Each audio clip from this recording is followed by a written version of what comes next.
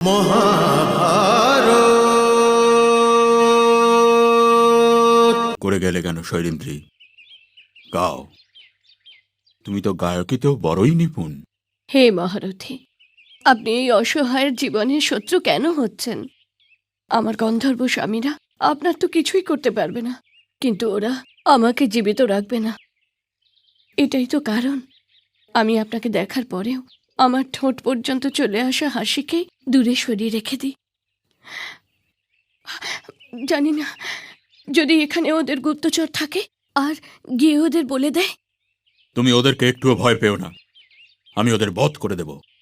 আমার কথা শুনুন, আমরা লুকিয়ে দেখা করব, আর কেউ টের পর্যন্ত পাবে না আমাদের প্রেমের ব্যাপারে।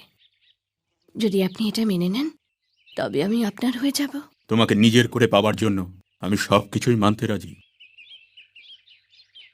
তাহলে আজ রাত্রে নৃত্যশালায় আসুন, আমি আপনার প্রতীক্ষায় থাকব।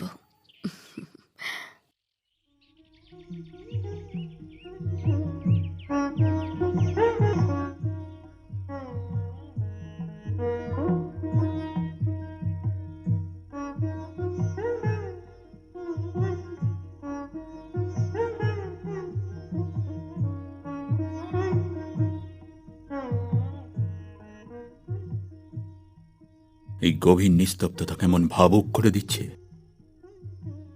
হ্যাঁ, আর কিছুক্ষণের মধ্যেই আমাদের মিলনের আলো ছড়িয়ে পড়বে, আর ওই মিলনের আলোয় আপনি আমার এক অন্য রূপ দেখতে পাবেন।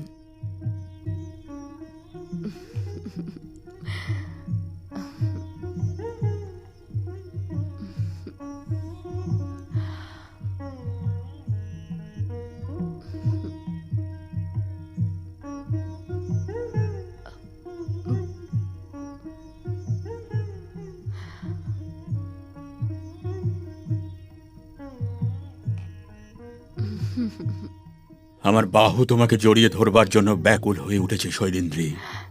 বেশ তো, আপনার বাহুকে কে আটকে রেখেছে?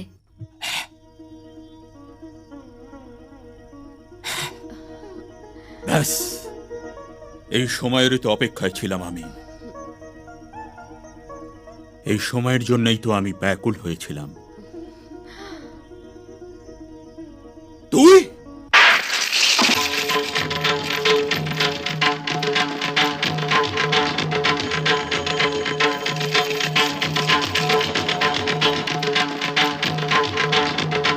আমার বাহু তো তোর গলা টিপে ধরার জন্য ব্যাকুল হয়ে আছে কিচক।